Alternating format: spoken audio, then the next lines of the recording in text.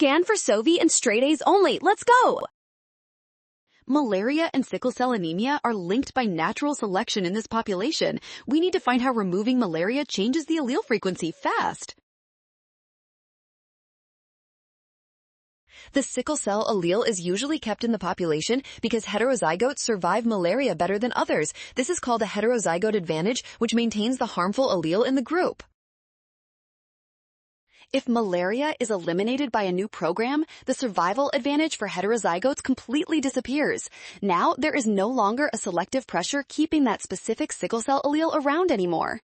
Since homozygous recessive individuals face health risks, the allele frequency will naturally drop. This makes option C the winner for this biology challenge.